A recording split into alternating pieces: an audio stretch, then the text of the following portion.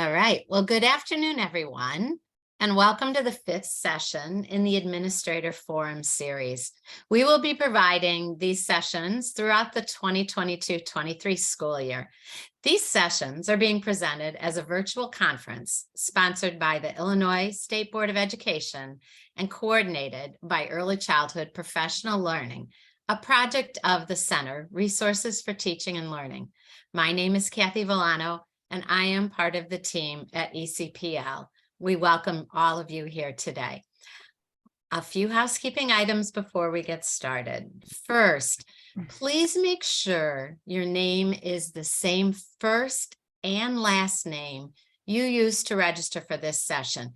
We need this information for attendance purposes. If necessary, you should be able to go in and edit your name to ensure that we're able to confirm your attendance today. Today's session will be recorded, and the recording will be posted on the ECPL YouTube channel within the upcoming week. You can go back to watch this and the previous Administrator Forum series there. Due to the large number of participants, your microphones will be muted throughout the session.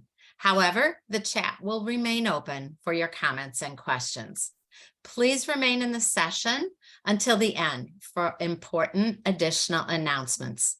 And at this time, I would like to introduce Jenny Metcalf, ISBE Principal Consultant in the Early Childhood Department. Hi, everybody. Welcome back to those of you who are with us monthly, and to those who this is your first session, thanks for joining us today. Today's presentation is about the Birth to 5 Illinois project that was designed to create a statewide regional infrastructure to prioritize family and community voice and works towards ensuring it is centered and prioritized at every level of decision-making in Illinois. Birth to 5 Illinois is a network of 39 Birth to 5 action councils and Birth to 5 family councils that some of you may already be participating in. Today, you'll hear more about this project and how it relates to your work in Preschool for All and Preschool for All expansion programs. Joining us today is a team of members from the Birth to 5 team. You will hear more about each of their roles today, but starting us off will be Diana Salins. Good afternoon, everyone. I'm Diana Salins, pronouns she, her. Let's get started talking about building a statewide system and improving equity and access in early learning in terms of Birth to 5. To get us started today, we'll provide you with an overview of Birth to 5. So Birth to 5 came out of the Governor's Commission. What we found in Illinois was that despite years of investments in early childhood programming, services for families, there were still inequities occurring in communities. So Birth to 5 came out of that recognition that we needed to have people at the regional level giving that feedback on what did families and providers truly need in order for services to be successful. The Governor's Commission partnered with INCRA, the Illinois Network of Child Care Resource and Referral Agencies, in order to provide Birth to 5. On your screen, you will see our Birth to 5 mission. I will not read it to you, but some key points to take away from our mission is that we want to amplify input that is coming from families, that is coming from providers. We support the mobilization of communities. So again, we want individuals to know that they have a voice in the programming that they are receiving. Moving on to our vision. Same thing, I'm not going to read it, but key points from our vision is that we are out to create an equitable early childhood education and care system. And you will hear us today using the acronym ECEC. We are referring to early childhood education and care. Again, we respect family and community voice, and we want that voice to be centered and prioritized with decision-making in Illinois. Moving on to our core values. Again, we value that family and provider voice. We value racial equity, and most importantly, we value collective impact. So it's not one person making decisions, it's all of us having a say. With Birth to 5, we are divided into 39 regions. Our regional boundaries match that of the regional offices of ed, or again, you'll hear us saying ROEs today. So we have the 39 regions that match up with the 39 ROE regions. Each of those regions have an action council and a family council. And I do want to mention in the chat, Maggie put some various acronyms that we will be using. I know every part of the state sort of has their own, so there is a quick reference in the chat for everyone. Now, altogether, there are 127 Birth to 5 staff members, 117 in the regions, and 10 members of a state team. As you can see, our family is quite large. Our main priorities this year, we are completing in conjunction with our action family councils and through focus groups and interviews, we are completing a regional scan. Each region is doing this. We're collecting information and most importantly, stories to go along with demographics, community collaborations, early childhood programming, slot gap, the needs of the early childhood workforce, family and caregiver engagement, just general regional strengths and needs that need to be promoted, and collecting your ideas and recommendations.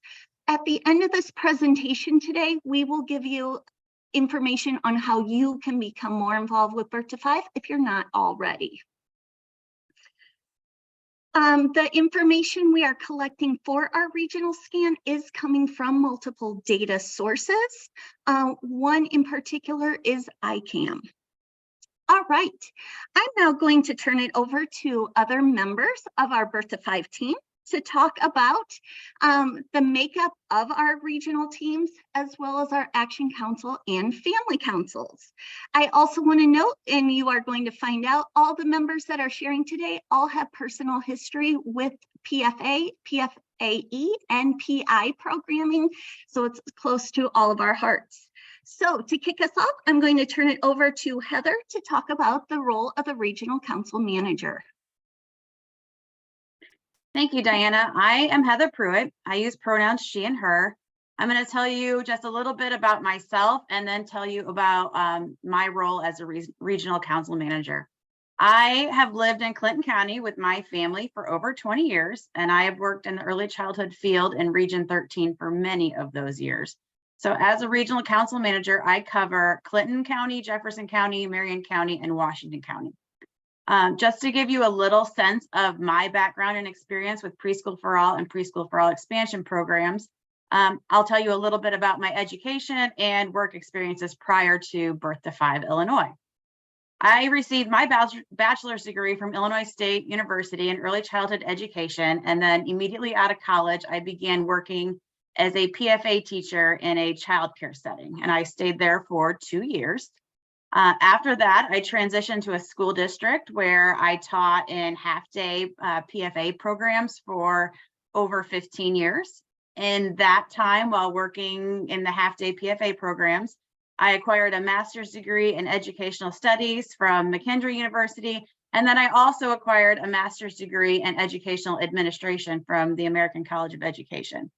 I then transitioned into the role of instructional leader and coordinator for a blended PFA and PFA-E program, where I worked for 4 years before I transitioned into Birth to 5 Illinois, where I now work as the regional council manager. So next, I'm going to tell you a little bit about the roles and responsibilities of the regional council manager position. So our first task as a regional council manager was to stand up and coordinate a Birth to 5 action and family council in each of the 39 regions across the state. We did this through targeted recruitment, community outreach, and extensive networking. Some of you have probably talked with many of us as we've kind of come out and been in your communities to inform you and to ask you to be involved with the work that we're doing. You're going to hear more about both Action and Family Council and what they do in just a little bit. So as a regional council manager in all 39 regions, we partner with local early childhood collaborations, early childhood education and care providers, and community stakeholders in various ways to ensure that all voices are brought to the table, especially those from priority and minoritized populations. We have hired additional staff in each of the 39 regions, and as managers, we manage and support those regional staff in their roles through reflective supervision and team meetings. You're also going to learn a little bit more about our regional staff members very soon. We analyze qualitative data from the councils, interviews, and focus groups to develop the regional scan, highlighting the strengths and needs of each region. Diana gave a brief overview of what the regional scan or needs assessment is, and we're also going to talk more about it at the end. We participate in regional and community meetings and events related to young children and families to build a strong community network. These can be anything from service provider meetings to leadership groups, Chamber of Commerce meetings, LAC meetings, community advisory boards, and much more. Also, we attend various training opportunities to remain current on early childhood education and care initiatives, practices, and policies. Next, I'm going to talk to you about the regional council manager as the facilitator of the Action Council. So, as I mentioned, an important role of the regional council manager is that we are the facilitator of the Action Council meetings. There will be more on both councils coming in later slides, but in the Action Council meetings in each of the 39 regions across the state, we present available data, we ask questions, and we provide some discussion points to the Action Council. We facilitate those conversations and work to identify barriers, problem solve, and provide opportunities for collaboration between community organizations and the early care and education partners. We are working to build and sustain mutually supportive relationships with local collaborations, with parent groups, and many other stakeholders to ensure that community systems are responsive to the needs of all children and families that live there. Then we share and communicate relevant and timely information to the community stakeholders, to elected officials, and to families in the region in various ways, including town hall style meetings and presentations. I am now going to hand it over to Tammy, and she's going to discuss the role of the Family and Community Engagement Specialist. Thank you, Heather. My name's Tammy Helm. My pronouns are she and her. I am the Birth to 5 Illinois Regional Manager for Region 11, which covers Clark, Coles, Cumberland, Douglas, Edgar, Moultrie, and Shelby counties. I was born and raised in Coles County, and my professional experience has been concentrated in Douglas and Champaign counties.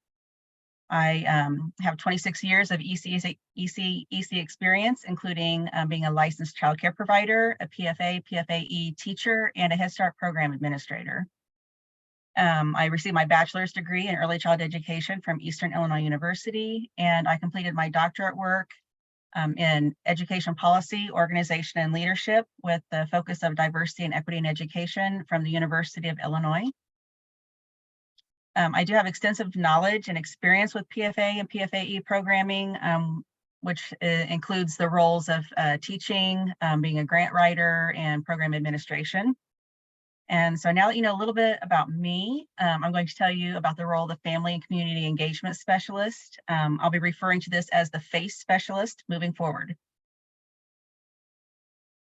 So like the regional council manager, there are also 39 FACE specialists working in each of the Birth to 5 Illinois regions. The FACE specialist focuses on engaging community members and local family members in the Birth to 5 Illinois mission.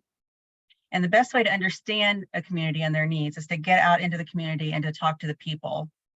FACE specialists talk one-on-one with families, and they talk with local providers and community members about what is and what is not working within their communities. The main focus of this FACE specialist is to bring families' voices to the table. Oftentimes, workforce and resource provider voices outshine on panels regarding ECEC, but this is what makes Birth to 5 Illinois different. We want to hear directly from the families being impacted and to amplify those voices during our family council meetings and our focus groups. As our Region 11 FACE specialist tells our families, You will always have a seat at our table. You don't have to worry about bringing your own chair or trying to squeeze in between others. You are always welcome here, and your voice is important. And so we want to make sure that the families realize that is truly a value that we hold at Bertha 5 Illinois. A large portion of the FACE specialist time is spent out in the community, attending and hosting events to spread the word about Bertha 5 Illinois, and recruiting for councils, focus groups, and collecting personal stories to share and support our work. Finally, the FACE specialist facilitates family council meetings, and they provide a safe space for families to share their thoughts, ideas, concerns, struggles, and successes as they try to navigate the current ECEC systems. So now I'm going to turn it over to Diana, and she's going to share with you about the administrative support role. Okay. Once again, I'm Diana Salins. My pronouns are she, her. I am the Regional Council Manager for Region 28, Bureau, Henry, and Stark counties. My background in early childhood is in 2012, I was the PI coordinator for Region 49. From there, I went on to do a little state pre-K work in Iowa. In 2018, I came back to Illinois and was the PFA coordinator for the Rock Island Milan School District. My education background, I have a bachelor's in early childhood from St. Ambrose University in Davenport, Iowa, a master's in early childhood advocacy, and I am wrapping up my ed specialist in educational leadership from the University of Northern Iowa. So let me talk to you about the admin support role. The admin support role does a variety of different tasks, behind the scenes tasks in our offices. So they assist with communications and logistics for the council. So working on those agendas, typing up notes, sending out meeting reminders. They provide administrative assistance. So they are typically the ones you're hearing the most from. They are the ones doing the newsletters, social media posts, putting together some of the different presentations. They work with our internal staff, so they work with regional council managers, those FACE or family engagement specialists to compile regional data, or they take our notes from the council meetings and make it presentable. I know in our office, it's often a whole pile of sticky notes or just random notes that our admin can make sense of. They input data into our multiple databases, and for our different council meetings or focus groups, they also utilize some of the state and United States databases to compile the data that we need for our council meetings. The next slide that we have, this is actually a picture of Quinn Trader. She is the admin support for Region 28. I always refer to Quinn as our hub. So as I mentioned before, she is the one that takes that feedback, that data, everything that our family and community engagement specialists, everything that I collect, and she organizes it in a way that's relevant to others, or let's be honest, she puts it in a way that makes sense to others. She also is the one that polishes the work we do. She spotlights the work getting done in our region. And I know the other regional council managers on this call today would agree with that sentiment, that it really is the admin that shows to the community the work that Bertha 5 is doing. So our whole team is working hard, but it's the admin that's able to showcase some of those different things that we are accomplishing. All right, now I'm going to turn it over to Janice, and she's going to talk to you about the role of the action in the family councils. Thank you. Okay, wait. So what are these councils, and what does this look like for PFA, PFA-E programs and providers? I'm going to tell you about the role of the Action Council and the Family Council. I'm Janice Crow. I'm the Region Council Manager for Region 20. I use the pronouns she and her. And Region 20 is located in the southeastern part of Southern Illinois. It covers those 9 counties of Edwards, Gallatin, Hamilton, Hardin, Pope, Saline, Wabash, Wayne, and White. I was born and raised in Hamilton County, where I still reside with my husband in McLeansboro.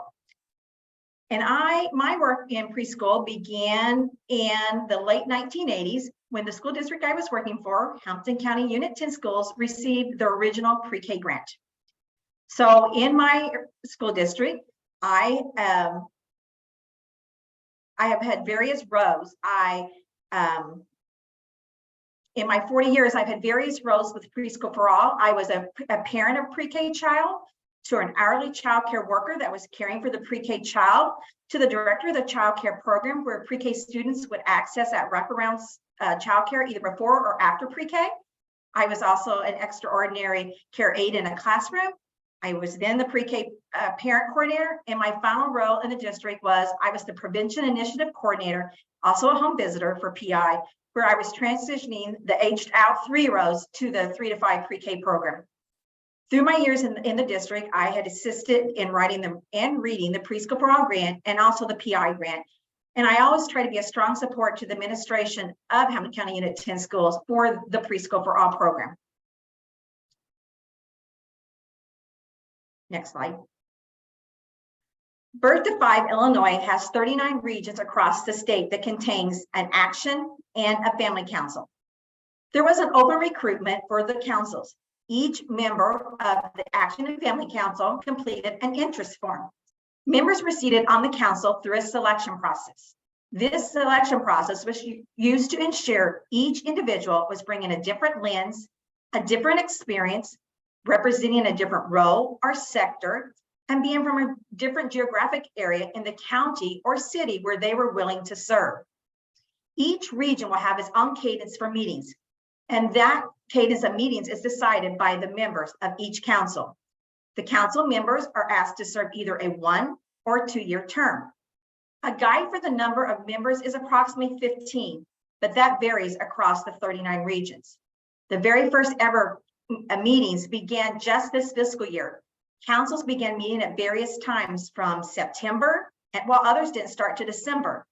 But currently, all 39 regions are conducting council meetings, either via Zoom, in person, or hybrid. Both councils will be advocating for family and caregiver needs with local and state officials, and racial equity will always be at the center of their work. The councils are conducting a regional scan, a needs assessment, to identify the gaps in early childhood education, ECE, in the region. But during this process, they're also going to celebrate their strengths of that area. This information, along with community feedback, will create a strategic plan that will clearly identify the need for expansion of quality early learning in every region. Now, the Action Council is composed of a cross-sector of community stakeholders. So some examples of members of the Action Council could be school district officials, child care providers, Head Start leaders, early learning advocates, county and city officials, and the business community. But no matter what, always there is parent-family representation on the Action Council. These individuals are all coming together and working in every community in Illinois to determine what families needs to thrive, and then create a new and enhanced service in response. The Family Council is for parents, caregivers with a child under the age of 8 who have ECEC experience. Each council depicts a diverse family representation. So this could be foster parents, single parents, adoptive parents, grandparents raising their grandchildren, ESL parents, parents of a child with a disability, all inclusive of race and inclusive of all racial and ethnicity. Together, they will share the needs of the region, identify gaps, advocate for families' needs, and ideas on how they could improve the services. Family Council will also serve as an advisory committee to the Action Council. A quarterly stipend will be given to the parents, caregivers who either serve on the Action or Family Council for their time and their expertise. Both councils are of equal value. Neither oversees the other. The councils will be amplifying the voices of all families in the scan. This graph depicts our planning model to support inclusive participation and communication in every community.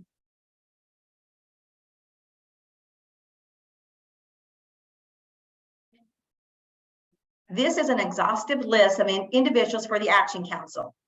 We also are anticipating in the summer of 2023 to reopen interest forms to bring more voices to the table for both the family and Action Councils. Now, we each are going to talk about our work and connections to PFA and PFA-E specific to our region. First, we will begin with Tammy in Region 11. Hi again, I'm Tammy Helm from Region 11, which covers Clark, Coles, Cumberland, Douglas, Edgar, Moultrie, and Shelby counties. We are fortunate to have a great working relationship with our PFA, PFA-E programs in our region. We have 2 PFA, PFA-E program administrators on our Action Council, and we also have some other members who fulfill supporting roles for those programs. Through this connection, we've been able to schedule approximately 45 events where we can meet with families as they are waiting for their children to complete preschool developmental screenings. In the past, we've attended open house events and had meetings to share the Birth to 5 Illinois mission and to recruit families for our family council. Our upcoming PFA, PFA-E events include preschool screenings, being guest readers, touring programs, gathering workforce development information from staff, and circling back to those back to school and open house events in the fall.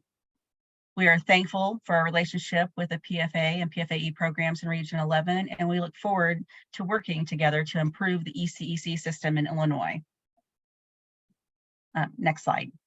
Okay. As we conduct our regional scan, which is also known as a need assessment, we will use a variety of data sources, and I've included an ICAM data source snapshot for Region 11 to use as an example.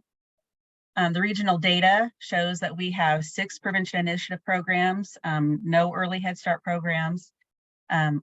We have 9,618 children under the age of 5, and the capacity to serve only 2,010 of those children. So that means that we have 7,608 children that are suspected of not being enrolled in a quality early childhood education and care program. Our programs are clustered in more densely populated areas, which is important to note since we are a very rural community. I mean, we have a very rural region. So our programs are only located in the most densely populated areas of those counties.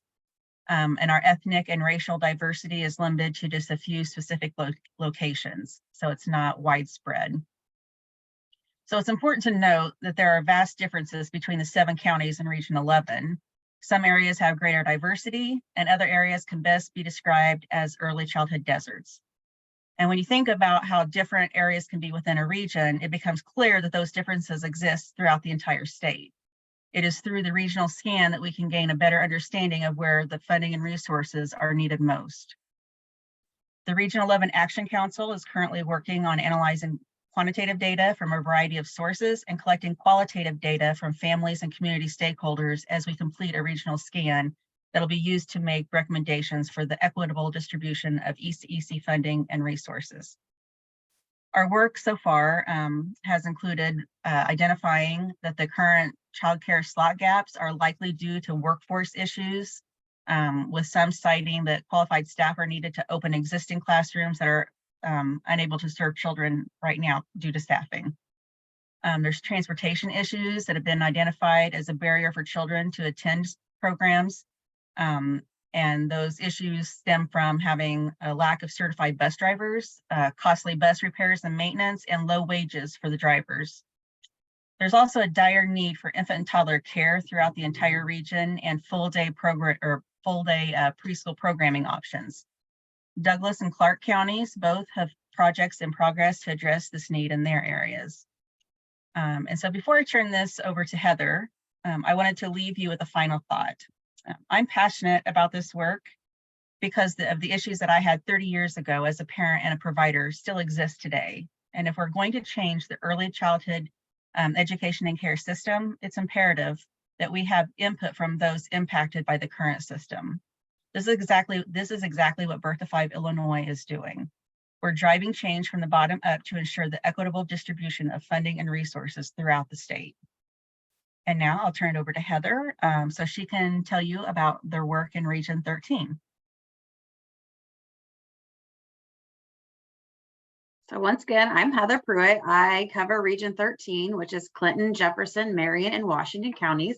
So kind of in that south central portion of Southern Illinois. Some of the partnerships that we have formed in our region with our Preschool for All and Preschool for All expansion programs is that we've actually worked very hard to form partnerships with these programs and school districts in our region. We do have representation on our Action Council. We have one Preschool for All administrator. She actually is the early childhood director for our Regional Office of Education, and she oversees 26 different sites across the region. So we have, an expansive representation there. We also have 2 PFA teachers on our Action Council, and they are from school districts that are not represented through the ROE. So those school districts operate their own program. So we get a little bit of the view from both sides of that. We do have several Action and Family Council members whose children are attending currently or have attended programs in the past, both PFA and PI programs. I've also presented informational and question and answer sessions at our annual teacher conferences. One was held last October. And then recently we began conducting interviews and focus groups with both administrators and teachers. Next, I'm going to tell you a little bit about how we have engaged in those partnerships in our region. So my FACE specialist and I have visited several of the classrooms in our region. My FACE specialist enjoys coming out and being a guest reader. She will bring activities. We have also sent flyers and information home with students, in their backpacks. We did a backpack campaign to engage families in our work and to recruit members to our family council and our focus groups. When we're visiting the classrooms, we usually take time out to speak with the teachers and the administrators about their program strengths and needs, to just kind of start those conversations. And then if we know that they have a lot more to say or that they want input in our regional scan, we usually will set up an interview for some more in-depth question and answers. In Region 13, we are already scheduled to attend spring family engagement events.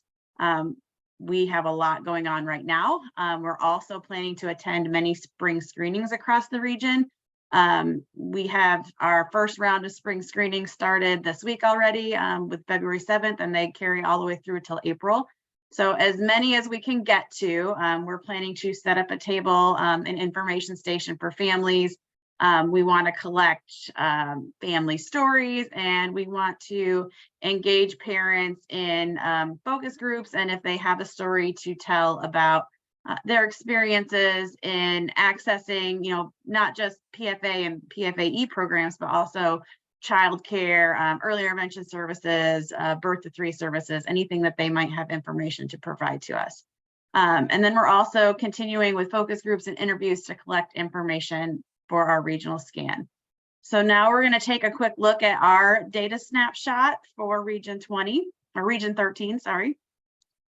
So each of our 4 counties look widely different from each other. And in our council meetings, we look at our regional data, but we also tend to look at each county individually as the strengths and needs are different across our region.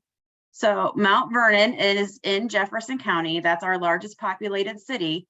And then the next largest population is Centralia, but they're not even close. So our region is made up mostly of very small, close-knit rural farming communities.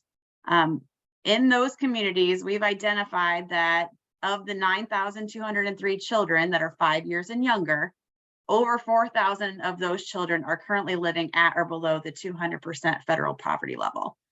So that is concerning, that we want to make sure that we are meeting the needs of those students and families.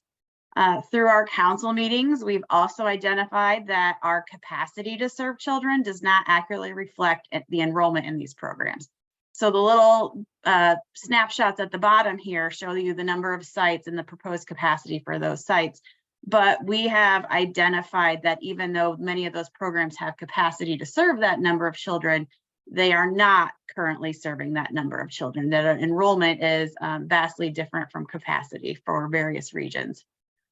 When we are talking about the childcare arena, We have identified that there is a significant slot gap and sizable wait lists in our region. There are not enough licensed childcare centers or licensed family homes to provide care for those children. So many parents are forced to make very difficult decisions when it comes to how to make sure their children are cared for while they are at work or in school. When we're talking about our publicly funded preschool programs, such as PFA and PFA-E and Head Start, we have identified that we don't have such a large slot gap in that area. However, we still have issues with programs having to close classrooms due to shortages in the workforce and poor facilities. Shortages of teachers and paraprofessionals in our area is very real. There are very limited subs available, so many of our programs have had to face some decisions about the ability to keep all of their classrooms open. Enrollment has also decreased in our region, and through our Action and Family Council, we've kind of identified that parents and providers are citing reasons such as lack of transportation for preschool students and also lack of full-day programming. Not very many of our sites in this region are able to offer transportation for our preschool children. And then the lack of childcare centers and also the lack of full-day programming makes it a very difficult situation for our working parents and maybe parents who have limited access to reliable transportation. Parents are having to choose different avenues for care and education for their children because they just cannot make that work. We have been asking in the council meetings if the current programming in our region is meeting the needs of the priority populations that live here. Also, currently, we have very few birth to 3 programs in our region. So on the snapshot, you can see that there is one site that offers prevention initiative program, and that we have 2 sites that offer early Head Start. So in 4 counties, there are 3 sites that offer birth to 3 services. This leaves a very significant gap in care in the birth to 3 population. This is a population that has been historically underserved in Region 13. Very young children have limited exposure to social skills and learning experiences in this region. And we all know that that can potentially present some issues when children enter preschool classrooms for the first time. So that's just a little brief overview of the things that my councils have been discussing. We've had some very rich conversations. The Family Council has been very vocal. We have representation from all 4 of our counties on both of our councils, and we have gained a lot of valuable information that we do plan to take back to the providers in our region to kind of help identify maybe where the problems are and why parents are not accessing the programs that we currently have before we look to expand on those. Now I'm going to hand it over to Janice, and she's going to discuss Region 20.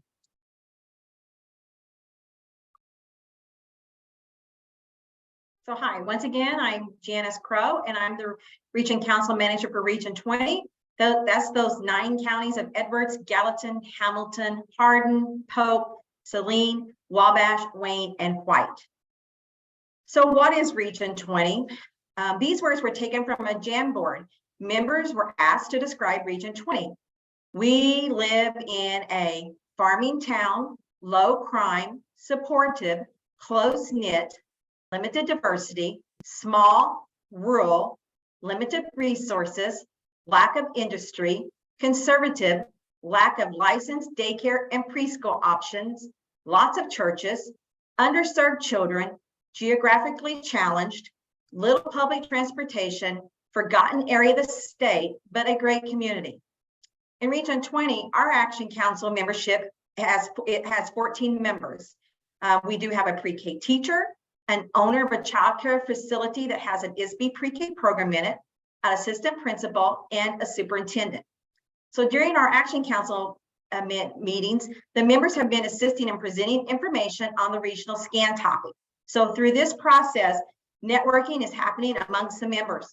Not only are we gaining valuable feedback for the regional scan, but we are also gaining the information that we weren't aware of. And never has there been a platform designed to discuss the services of early childhood education and care. A council member stated regarding her role in membership to the council, I'm really excited in this group to share all of our visions with each other to improve the early child education system for everyone. Since I work in high school, seeing how it's going to change throughout my career, how it might impact the students' lives at such a critical age, and seeing outcomes from things we have worked on in our group. So in Region 20, we have explored demographics, local community collaborations, slot gap, and priority populations. We have noted, due to shutdowns and closures during COVID, there are many gaps in services for those 0 to 5 children. With these shutdowns and closure, eligible children did not receive any services. This lack of services has created a larger developmental and social delay. Poverty and location play a big role in the ability for families to access services that their child needs. A council member stated regarding Region 20's resources, since I'm a special education teacher, I'm looking forward to seeing the things we can potentially do with the help with that trickle up into my classroom in the future. Unfortunately, there are so few resources, or resources are not being utilized. I see a lot of kids that could have benefit from having more services when they are little that could have helped them out a lot. So I'm looking forward to seeing that trickle up into what I am doing now. I also noted that our slot gap was due to staffing issues. We too have shortage of teachers and aides. Being rural, transportation, and we have very few early childhood programs, including childcare.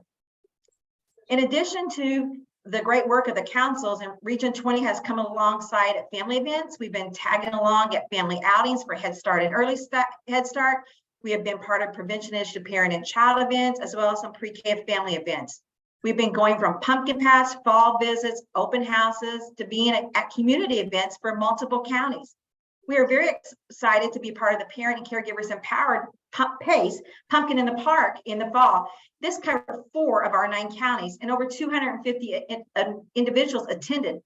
We were able to give information out for our family council, in which we did have parents complete that online interest form. We're also looking forward to partnering up with the local area network, LAN, to participate in their upcoming community-wide event. During all the events, we've shared information regarding Birth to 5 Illinois, encouraging them to sign up for our newsletter so they can stay informed of our region. We have been able to give individuals as well as agencies information on how they can be involved, even if they were unable to commit to being on council. So in our area, this is a snapshot of our demographics. Wayne County is our largest at 716 square miles, and Hardin County is the smallest at 182 square miles. If you could drive a straight line from the northern part to the southern part, it would take you about 3 hours. In our region, almost 50% of 0 to 5 children are at that 200% federal poverty level. And as you can see, we have the most number of children in that 0 to 2 age. For childcare, for 0 to 5, we have a slot gap of 4,679 children. We do have 4 prevention initiative programs in 9 counties, but they're only serving 351 eligible 0 to 2 children. So that leaves a slot gap of 1,224. Then we do have 5 early Head Start sites for another 214 available slots for those 0 to 2 children, but that still leaves our Region 20 with a slot gap of 1,010 children. We have counties in our region that have limited or no services at all for 0 to 5 children. We've also heard from pre-K programs. We need building funds. Programs can't expand if they don't have room. No matter what, in all aspects, transportation plays a factor. Whether we're taking a child to PFA or PFA-E, childcare, just to the doctor, or even just going grocery shopping, transportation plays a factor. We have heard from all programs, whether it's childcare, family childcare, preschool for all expansion. They have children that are struggling with behavior issues and mental health issues. We've also heard from our healthcare providers regarding the void of dental providers that don't accept the medical card for that 0 to 5 age in our region. Overall, basically, we just have a lack of services.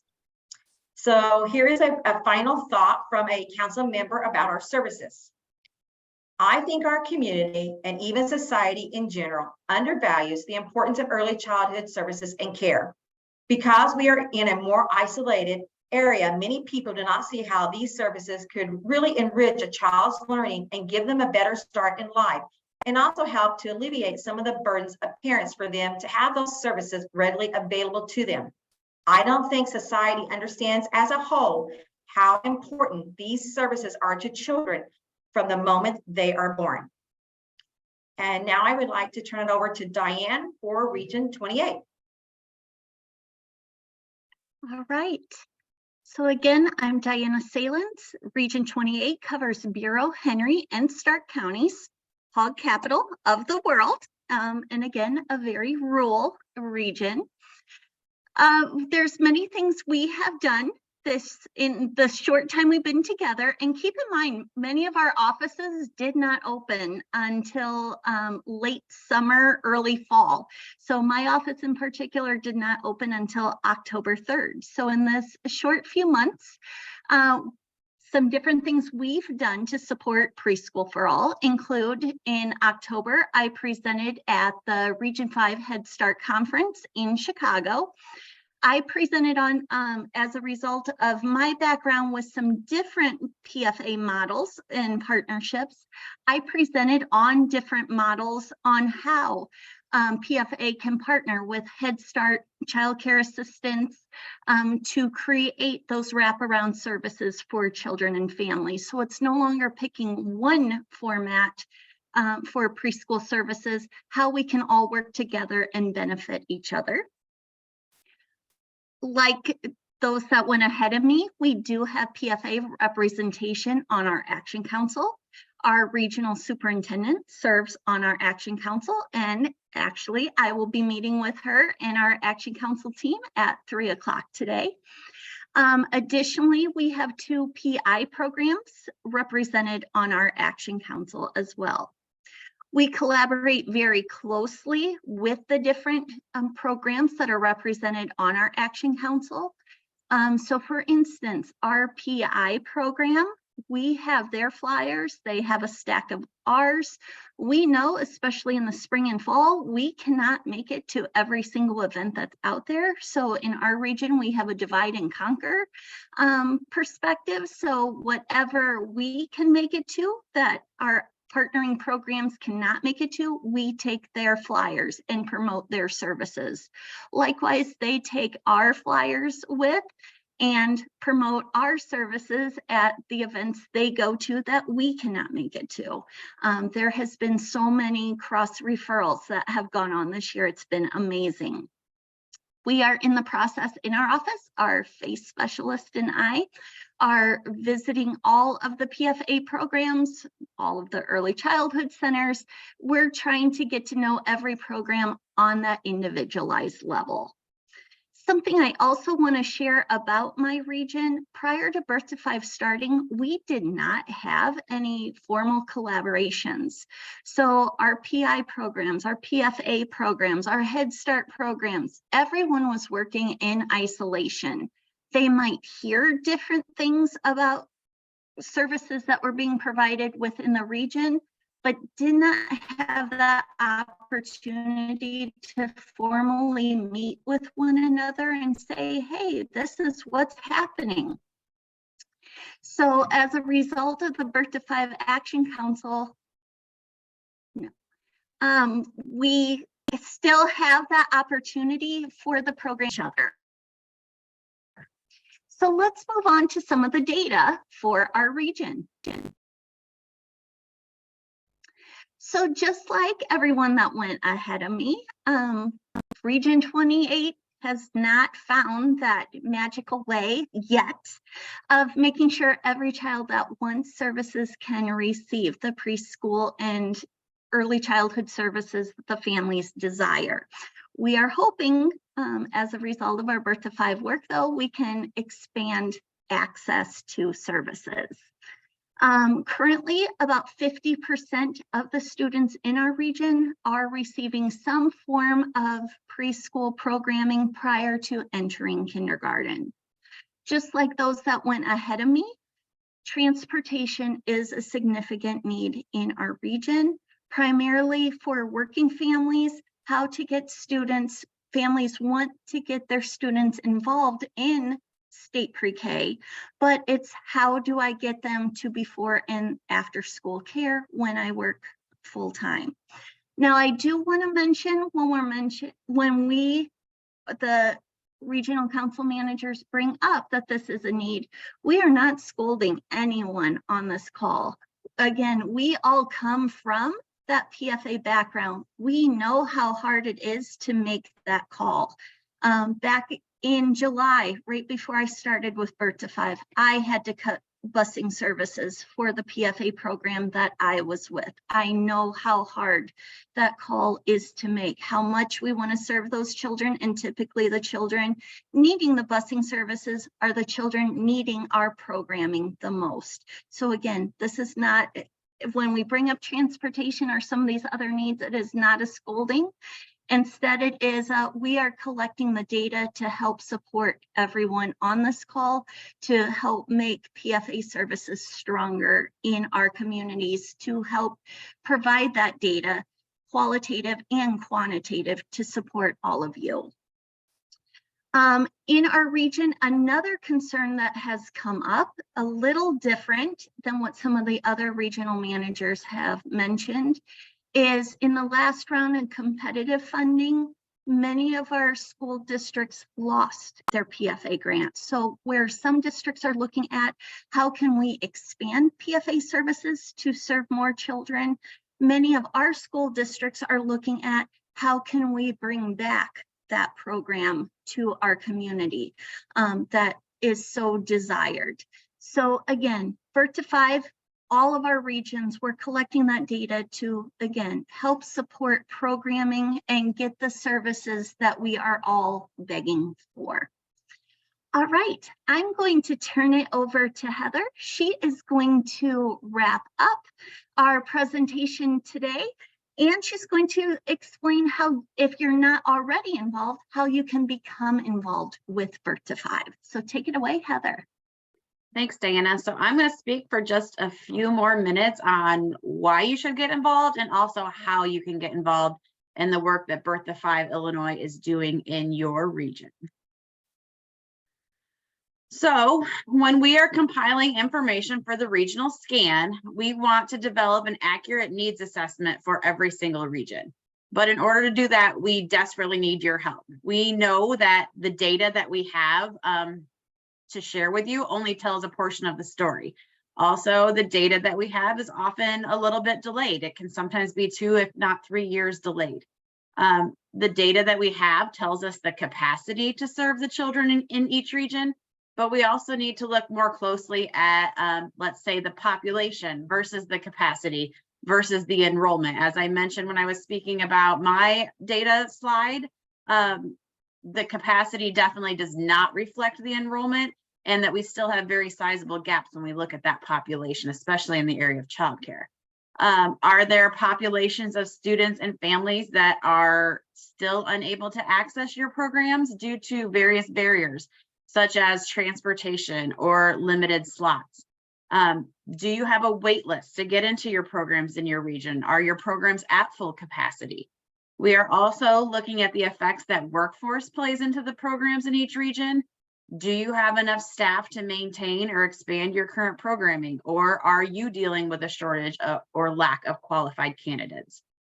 We also want to know about your facilities. Do you have space to expand if the need is there? And are your current facilities in good condition? We know that every region, every community, and every district is different, and that the needs in your district will likely vary widely from a neighboring district. As I mentioned, in my 4 counties, they look tremendously different, even though they all 4 are neighboring each other. We have some very spread out rural communities. We have communities that are considered high risk. We have communities that are considered low risk. And the needs in those communities are going to be different based on the community makeup and the people that live there. Also, your voice is important. We not only want to hear about the struggles that you may be having in your program, but we also want to highlight the success stories that you have to share. How have you made this work? What are some success stories you have with families, your family engagement strategies, your ability to serve the children in your community? We're also collecting and analyzing qualitative data across each region, and that data can be useful to you to help inform future planning in your program. Through our councils, we're identifying what families actually need and what they actually want from a program. So that data can be brought back to you as, you know, school administrators, PFA administrators, to help you kind of identify future planning. What do you think in a perfect world, in a perfect situation, what can you add to your programs to help meet those families' needs? Also, we're identifying what the gaps are and where the gaps are in care and services and where they fall in each individual community. So in my region, one of my counties might have, you know, very small slot gaps. They have enough services, enough classrooms, enough slots to provide for those children. But then in other counties, that gap might be quite substantial. So we are identifying where those gaps fall, and that could be useful to you when you're thinking about expanding or changing your current programming. So we can move on. So we need to hear from you. Your input is critical in helping the state understand the data. As we're moving forward in the work, you can provide us with valuable information to include in those regional scans. As I mentioned, we want to highlight both the strengths and the needs of the region, but we can only do that by listening to those who live and work and provide services here. So we are currently forming focus groups and interviews. We would love to hear from you and your staff. A focus group is a one-time 60 to 90-minute session where we will bring a group together.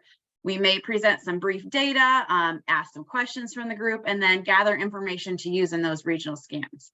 Interviews, on the other hand, are just what they sound like. It's a one-on-one meeting where a member of the regional team would sit down with you to discuss the strengths and needs of your specific program and listen to what you have to say. This information from both focus groups and interviews will be compiled and brought to our action councils and family councils to help inform those discussions around the programs and services that are currently available in each of those regions. So if you want to get involved to join a focus group or set up an interview, you would fill out a consent form that will go directly to the birth to 5 staff in your region. So all you have to do is click the link, fill out the consent form, and everything comes to us on the backside, and then we will contact you directly to set up a date and a time that works well for you. Also, the work that Birth to 5 Illinois is doing in each region is extremely important in identifying the differences in what each and every PFA and PFA program needs in all of the 39 regions across the state. Just today, you've heard from 4 different regions, and you can see how each region has different needs when it comes to early childhood care and education programs. Some regions may need additional slots. Some regions may just need more qualified staff.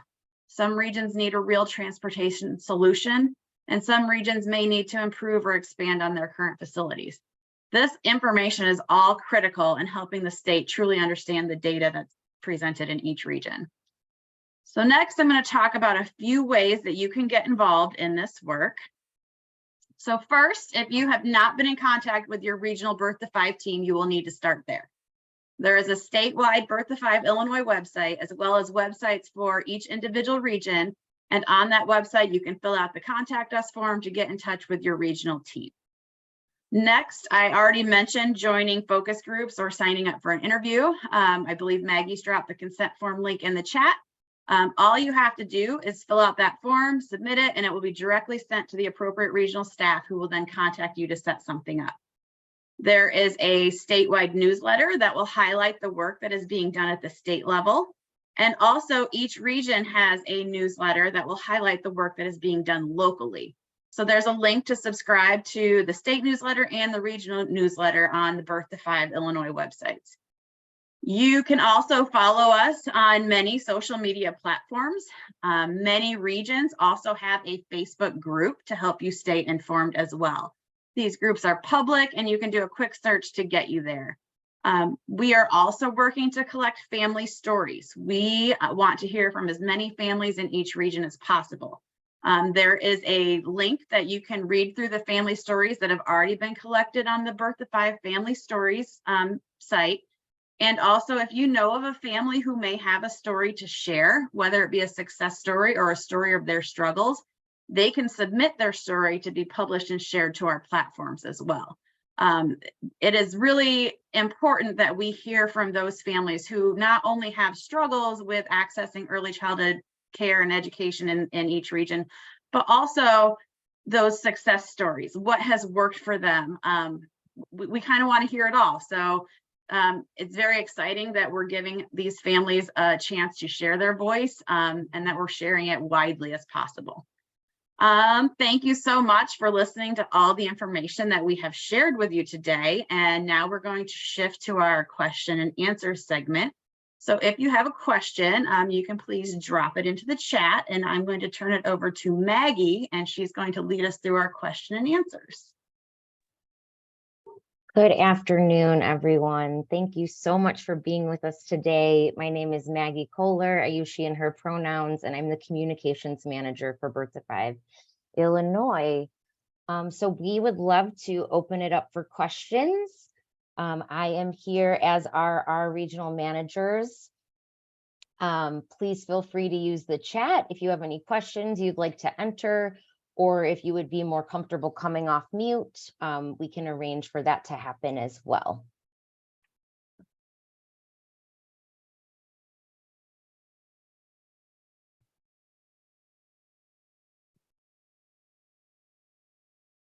Don't be shy.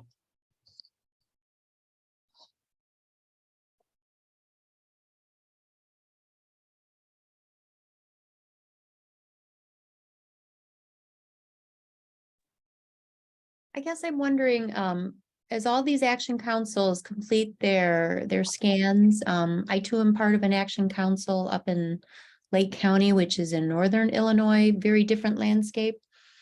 What would you say, what are the next steps? Does any manager want to take that, or do you want me to go ahead? I can take it, Maggie. Okay. So the way I would describe future steps is we are letting the regional scan guide that future work. So instead of us deciding, well, we're going to do this, this, and this to communities, right now we're doing the regional scan to find out what those true needs are. And then we can talk with other entities to plan how can we better serve these communities. So I know for us, it's been a little weird. We're all used to that old mindset of here's what we're doing this year, here's what we're doing next year. This is our most crucial year, finding out where the needs are, doing the scan, and the scan will direct us on where we go in the future based on what are the tried and true needs of our communities rather than making assumptions. Thank you, Diana. All right, looking to the chat. Will there be any aggregated reports or briefings from each region? I can take that one. So as we're developing our regional scan and we're ready to kind of share it out there, each region plans to have some community or town hall meetings so that we can share that information with the communities. But also, if you have questions as the process is ongoing, you can feel free to reach out to that regional council manager, and they would gladly sit down with you and share kind of what the process has looked like so far. So essentially, it's always available for you. But when we are ready to kind of get those regional scans out and into the community, every regional office does plan to have some public forums where we're going to share the information that we have collected and kind of report back on what our councils have determined to be the strengths and needs of every region. All right, thank you, Heather. Another question, are we able to get our specific county demographics from our regional manager? I can take that one as well if nobody else wants to jump in. As I just mentioned, sure. I sit down quite frequently with people in my region that are looking at that. Most of the data that we have collected comes from ICAMS, and that's publicly available to you.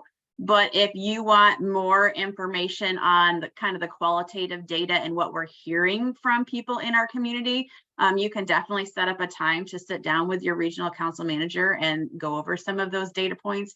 If there's very specific things that you're looking for, you know, we may not have gotten there yet, but we are getting there at different points throughout this process. So if there's something that you're curious about, I would say definitely reach out to your regional council manager or your Birth to 5 team. But if you want to do a little digging on your own, that ICAM's website is a great place to start to get some of that data for you. Awesome. Thank you, Heather. Next question, I'm also wondering about the implications of the scans on the future funding related to the ECBG. So I'll go ahead and take this one. The governor's office and the state agencies have been clear that they will be making the decisions around funding allocation and program development per usual. However, it is this collective impact bottom-up approach that's going to be providing them with the information that they've never really had before, this more real-time qualitative interpretation of the data and voices and experiences of families that will allow them to make decisions. So at this point, there are no specific implications as far as funding. In this initial year, we are collecting data, creating these reports, which is our first deliverable, and then sharing them with elected officials, our state leadership, the governor's office, so that they can take in that information and for their consideration for how to use it. All right, great. How do we know who our regional council managers are? I'll take this one also. So I will drop into the chat. This is a link on our website to a list of counties that correspond with the region. So if you search on that page, like if you control find and type in your county, it will bring you to a link that you can click. And that brings you to your regional webpage where there are bios of the regional staff, their names, their contact information, how to subscribe for their newsletter, and anything you need to know about the work that's going on specific to your region. All right, so next question. Yes, Lisa, there is a regional manager for South Cook. So using the ISB ROE map, Chicago, South, North, and West Cook counties have been divided into 4 separate regions. And if you go and look, Ashanti Jackson is the regional manager for South Cook County. All right, next question. Are the council's primary focus PFA and PFA-E? I've been advocating to bring PFA and PI within licensed centers. This will support childcare and provide services with a bonus of bringing childcare costs down for parents. I can take that one. So today we did speak a lot on PFA, PFA-E, PI, because we knew the audience that we were speaking to. The purpose of Birth to 5 is to get data related to early childhood services in general. I can say to the person that asked this particular question, just like you, I'm in favor of how can we get more services into child care programs. And I know we've got one administrator on this call that would be a good resource for that because it's done very well in her community. But in answer to the question, no, we are not just focused on PFA and PI. We are looking at all services for children and resources for families. Thank you, Diana. All right, next question. How or will you use the Illinois Risk and Reach report as part of your scan and/or work? I can speak to that because I actually just used it in my last council meeting. So as I mentioned before, a lot of our data comes from ICAMs, but when we spoke specifically about priority populations in our last council meeting, the Illinois Risk and Reach report was a very valuable resource, and it kind of presented information in a little bit easier to understand way. When we were looking at the risk factors for each of our 4 counties, ICAMs, it kind of presents it a little bit more regionally, whereas the Risk and Reach report, we were able to actually kind of pull and see very specific numbers and percentages for each of our counties for all of the risk factors that were laid out in that report. So we are using that. It's kind of up to the discretion of the regional council managers how and when they are using that in their council meetings. But yes, I did just use that report in our last meeting, and it was a very valuable resource. So thank you for that question. Yes, and thank you for the question, Dr. Taylor. We work in close partnership with Erickson Institute, so definitely find great value in that report and our partnership with them. All right, so next question. Everyone has mentioned about the shortages in staff. What is the governor planning to do to help recruit teachers to Illinois or for college students to enter the education field? So I'm just going to pause right there and say that we can't speak on behalf of the governor, but we definitely hear your question and are finding in all of our work that workforce issues are pretty central to all of these issues that are being elevated within the field. I'm going to keep reading the question. The other real concern is that PFA programs are required to have TAs with a parapro license. There's some good candidates out there that are better than some of my current licensed TAs, but they don't have the license and don't want to take the test. How can this be addressed? Does any manager want to tackle this? And I think it's fine if the answer is it's outside of our purview, but that we're flagging some of these issues as we're talking to providers as part of our work. Yeah, was going to mention that, but also in our work, we are speaking. I know in my region, I've spoken with high schools and to see about what they're providing to their current students. Are they able to provide some dual credit opportunities to get some of those child development credits? And then we're also working with some higher ed navigators to kind of start talking about their program. So while it's a little ways off and this is a little bit outside of our scope of work, we are starting to have those conversations to kind of see if we can help raise awareness for those programs to maybe try to help some of our high school students, you know, gear more towards that pathway. One specific section of our regional scan is early childhood workforce. So we are collecting some of these different stories of, you know, what are some barriers to accessing some of these roles? How could we make it easier for individuals? Why did individuals leave the field? So we don't have the magic wand, but we are collecting some of that data that can be taken back to hopefully help with some of these staffing issues in programs.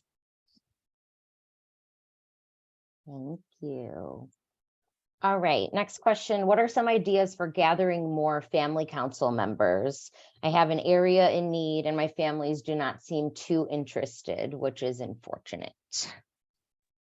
I can talk a little bit about that because in my 9 counties, I do have a couple of counties that I have no representation on Action or Family Council, and just trying to get out there. We've had Action Council members and Family Council members actually reach out to people they know in those communities and those counties, just trying to help us recruit, trying to find agencies that where those 0 to 5 children are going to see if we can bridge friendships somehow through there, but just trying to get out. But unfortunately, that's the beast of the game. Sometimes we just cannot engage those, but as region council managers, we have to be very conscientious that we don't have that representation and we do need to hear from that. So we as a staff need to work those areas so that we make sure that we are representing them correctly in our region and not just from numbers, that we want to gather those stories. So we just have to get out there and just try to find somehow friend with in those areas. Thank you, Janice. I will also add that we had our Action and Family Council interest forms open from February 22, and we closed the Action Council forms before the end of the year and just closed the Family Council forms down a week or 2 ago because it started to get really challenging to onboard new members as councils were meeting regularly. So, you know, this is our first go.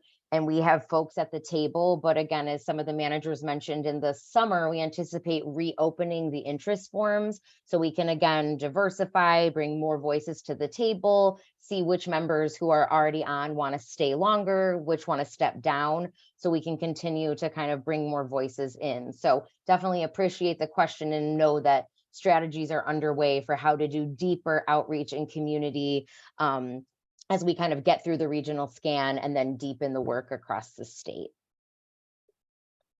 All right, what is the Birth to 5 process for Chicago? Dr. Taylor, the Chicago office is partnering with Every Child Ready Chicago, which is run out of the mayor's office. Edna is the regional council member there who can speak in more detail about what that process has been like to select membership and to host meetings. So I would encourage you to find Edna's name at the link I provided, and feel free to contact her if you want to talk through the work that is happening in that region of the state. All right, Sarah, you have 2 questions, but they'll be easier to ask verbally. Would you like to come off mute? I think you should be able to unmute yourself. Yes, thank you. I am on our regional council in Northwest Illinois. I know many of you spoke of your areas being remote. I am very remote. If you know anything about Northwest Illinois, some of our school districts that we serve are unit districts. So we have pre-K through 12 all in one building. And so by remote, I mean very remote, meaning that 300 kids are in one building, and that's from 3-year-old to graduating. And when we look at our regional scans, I saw many of you put them up and shared them. And I've said many times in our council meetings that we really need to shift the focus from slot gaps. I know that that's what that needs to show on here, but we need to shift the focus from showing a slot gap, because just because a child has access does not mean that it meets the family's need. Like 2.5 hours a day of preschool does not meet a family's need if they don't have wraparound services, if they don't have any other resources in their communities. We need to shift the focus from just having access to meeting the family's needs. And that needs to be a part of this conversation too. And maybe we need to show a different way of meeting that data or having that, but we need that shown somewhere in statewide, that we, just because a child has access does not mean it's meeting their needs. Also, second part of that, there are large initiatives bringing people into the workforce and helping them feel, better prepared to help children. But the children we're serving today are not the same children that we were serving 15 years ago or whatever. And I think there needs to be a better effort to help people be prepared to serve the students and families that we're serving today. And that needs to be a part of the conversation too. The students and families we serve today are challenging and need a lot of support. And just putting butts in seats and people in classrooms does not necessarily meet their needs either. And that needs to be a part of this conversation too. So again, we need to shift the focus from just having access to meeting needs. That's different. Thank you, Sarah. Appreciate that. Absolutely. And I think, right, again, this is sort of our hope for the future of this system, is that right now we're working with existing data sets. And as we begin to bring those qualitative pieces in, exactly what you're saying, that we need to really shift where we're focusing, where we're looking, and where we're making decisions from. And that, like, this is the first blush, and we're really pushing to shift the conversation and to shift the decision making. Absolutely. Thank you. We're seeing a lot of thank yous and agrees in the chat. All right, amazing. I am tracking 2:22 p.m. We still have a few more minutes. There are currently no more questions in the chat. I'd like to invite folks, if you have anything else you'd like to hear from us, to drop your thought in there, or feel free to come off mute to ask a question. Dr. Taylor. Thank you. I think I could have phrased my previous question a little bit better when I asked about the process for Chicago, which I am aware of, but there's a lot of questions from across the state that I get as a consultant with concerns about the continuity of care and consistency of practices statewide between what the process looks like in Chicago and what it's looking like across the state. So that question really could have been phrased better into how is Birth to Five Illinois in collaboration with Chicago promoting or creating a process for continuity of care and consistency of practices in this regard. Thank you for clarifying your question. I still am not sure I'm clear what exactly you're asking. If anyone else on my team feels like they understood that. I think, right, the approach statewide is the same. However, who we're speaking with, what community partnerships we're partnering with, what languages we're translating materials in, again, what kind of challenges we're seeking to address really depend on the demographic, geographic realities of each of the regions. And so I hope I'm answering this appropriately, but obviously the city of Chicago has some uniqueness in terms of diversity, languages spoken, number of zip codes. And so all of that has to be put into play as far as the amount of outreach, the number of folks who are brought to the table, the number of voices that need to be heard. So they're truly representative of the full city.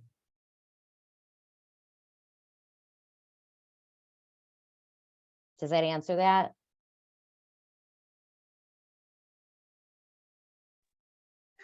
I get where you're going. I get where you're going. Thank you. And thank you for the opportunity to ask. Absolutely.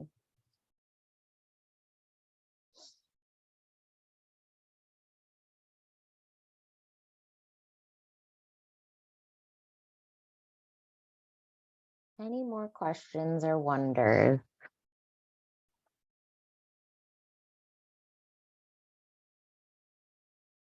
We really appreciate everyone's time, participation, and attentiveness this afternoon. There were numerous links put into the chat on our website. If you would like to identify your regional office, contact your regional manager, subscribe to our newsletter. Again, the work you do is extremely important, and the work that we do is truly built upon the work you are all doing. The Birth to Five system is being created to sort of spread across the state and create better communication between the state and all the work that's happening locally. So we are grateful for everything you are doing to support and engage children and families, and we really look forward to engaging you in our work moving forward, since your experiences and your perspectives about what is happening in your community is obviously critical to what we need to communicate to our state partners.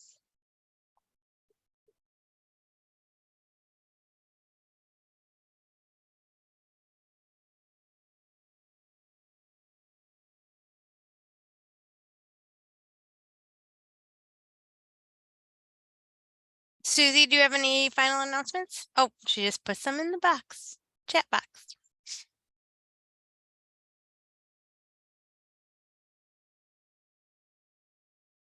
Also, just as a reminder to everybody that you will be receiving a follow-up email as long as we have you checked off our registration list accordingly. So it will be shared with you. The link for the recording of the session is going to be available in that email, and it is also going to be available on the ECPL YouTube channel. So pretty much everything that you would need to follow up with as far as recording and or registering for our next administrator forum session, it is going to be on the ECPL website at eclearningil.org. The next session is entitled Creating Equitable Learning Opportunities. And we would love to have you join us for that session as well. That is on March 8th from 1 to 2:30. So thank you again, everybody. Thank you again to the Birth to 5 team and your presentation today. And if anybody has any additional questions, please feel free to type them in the chat room. We will remain on until 2:30, at which time we will close this room. Thank you again, everybody.